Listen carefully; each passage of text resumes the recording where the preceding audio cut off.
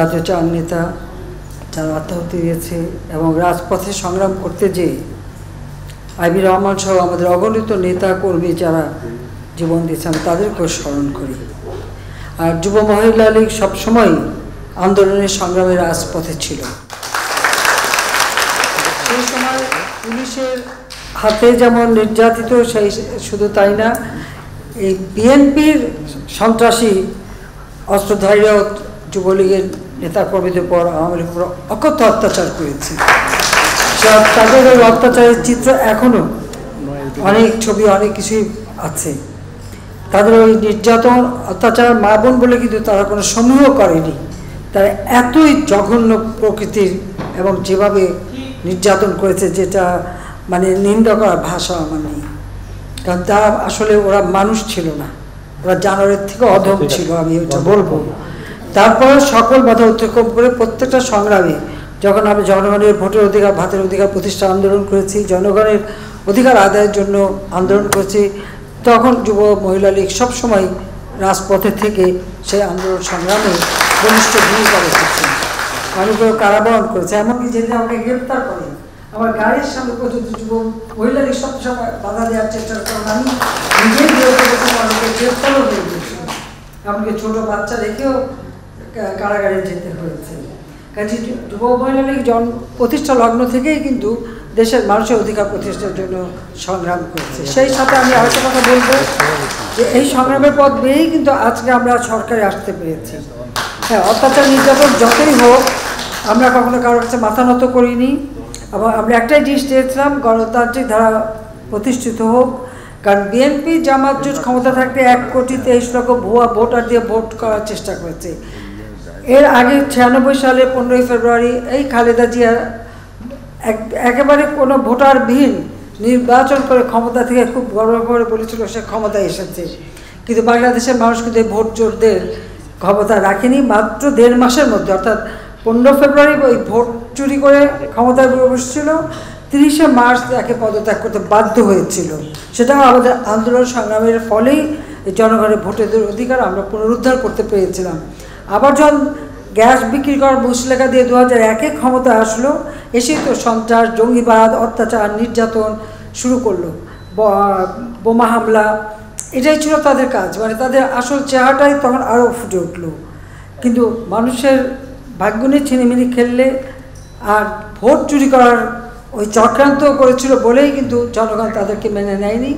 তাদের সেই নির্বাচনও বানচাল হয়ে যায় এবং আবার তারা ক্ষমতাচ্যুত হয়। কাজে ভোট চুরির অপরাধী কিন্তু দুইবারে খালেদা জিয়া ক্ষমতার থেকে বিতাড়িত জনগণ দ্বারা। তারপর এমার্জেন্সি হলো, যা প্রথম আমি বিরোধী দলে থাকলে আমাকেই প্রথম অ্যারেস্ট করলো।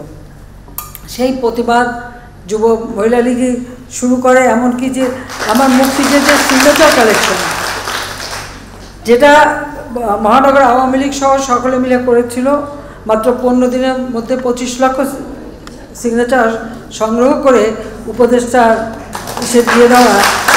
আমি বলবেন এটা শুরুটাও কিন্তু যুবলীগের থেকেই শুরু হয়েছিল, যুব মহিলা লীগ।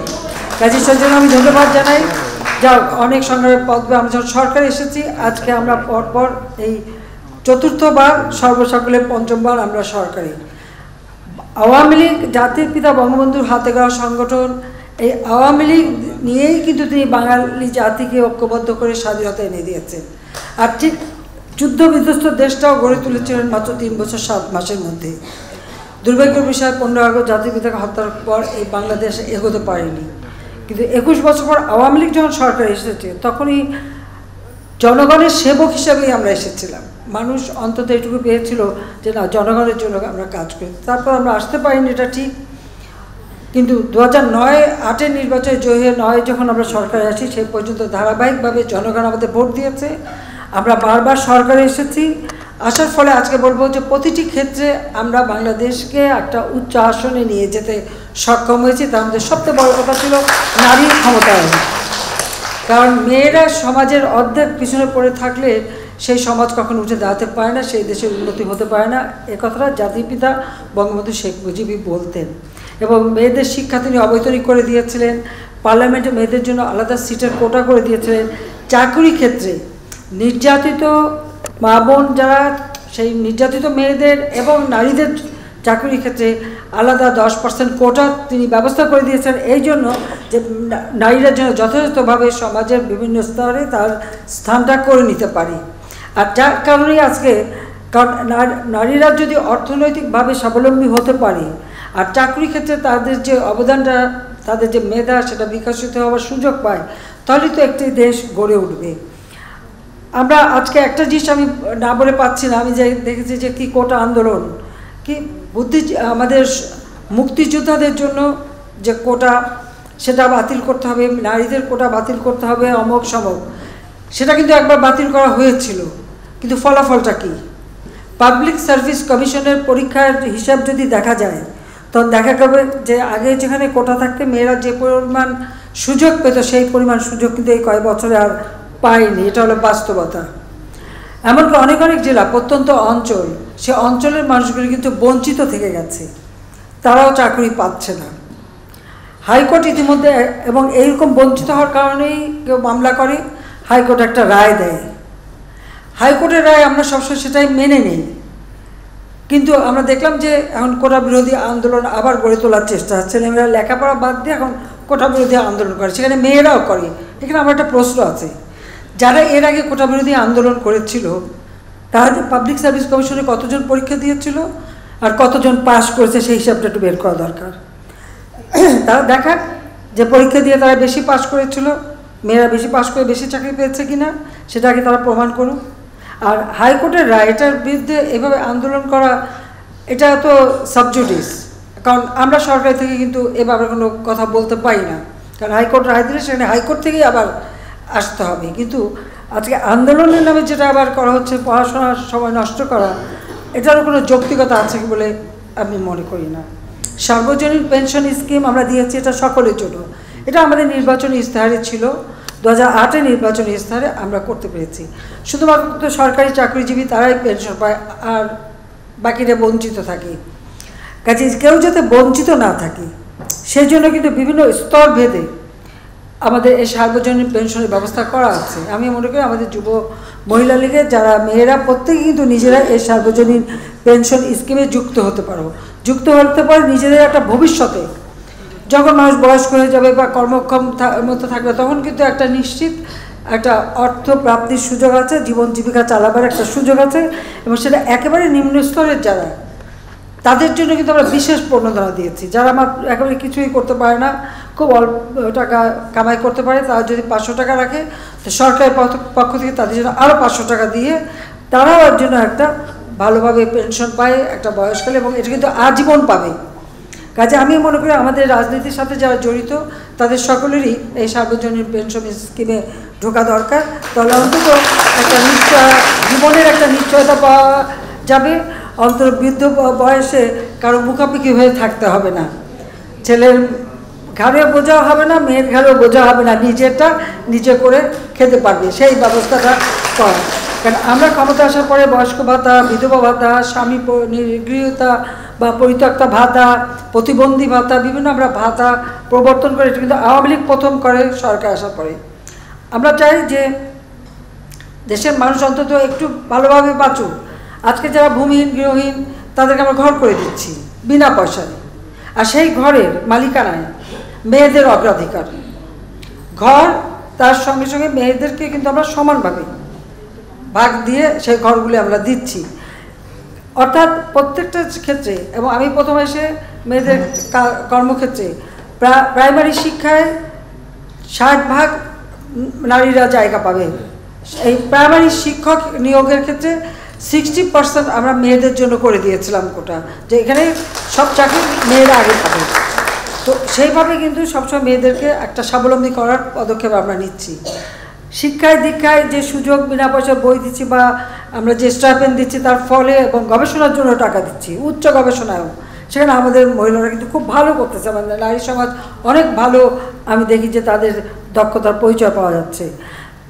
ফ্রিল্যান্সিংয়ের ব্যবস্থা করে দিচ্ছে, ফ্রি, যারা নিজেরাও ঘরে বসে অনেক কাজ করে আবার দেশে বিদেশে কাজ করে অর্থ উপার্জন করতে পারে, বা অনলাইনে কেনা বেচা ব্যবসা বাণিজ্যও করতে পারে, সেই সুযোগটাও আমরা করেছি। ডিজিটাল বাংলাদেশের সেই সুযোগটা যেন আরও ভালোভাবে আর্থসামাজিক উন্নয়নের জন্য যেন কাজে লাগে সেই সুযোগটাই কিন্তু আমরা সৃষ্টি করে দিয়েছি। এখানে আমাদের নারীদের জন্য সবচেয়ে বেশি সুযোগ সৃষ্টি হবে।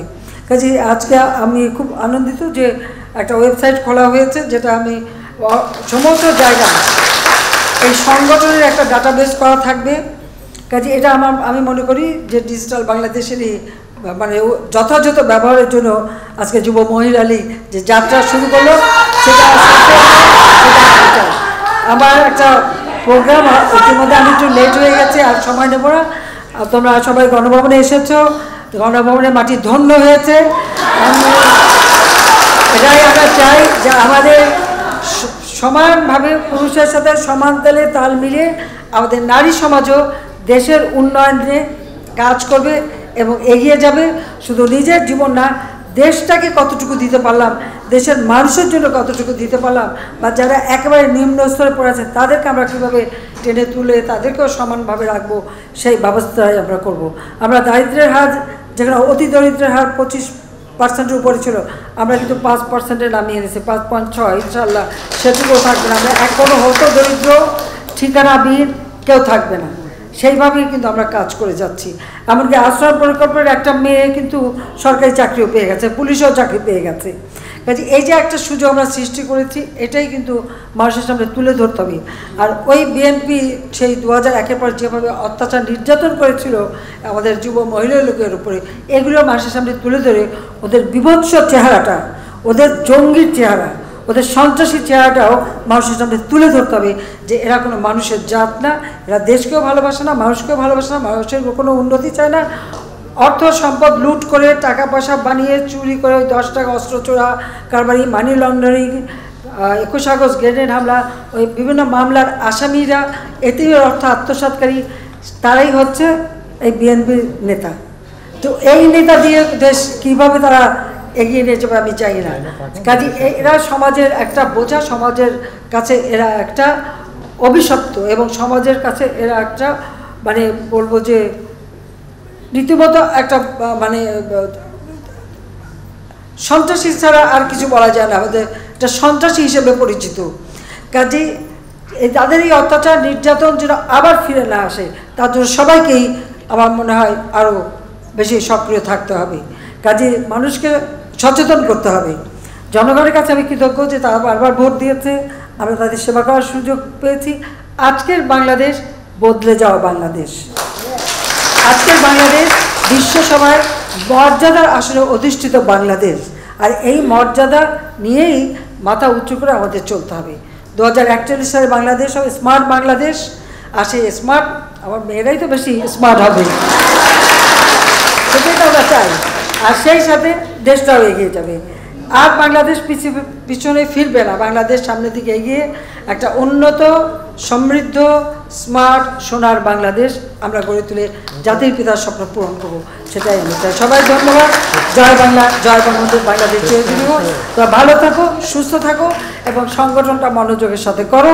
আর আমাদের নীতি আদর্শগুলি মানুষের কাছে তুলে ধরা, আর ওই অত্যাচারের কাহিনী বলে ওদের সম্পর্কে মানুষকে সজাগ করা, সচেতন করা, এটাই তোমাদের কাজ। সবাই ভালো থাকো, আবার দেখা হবে।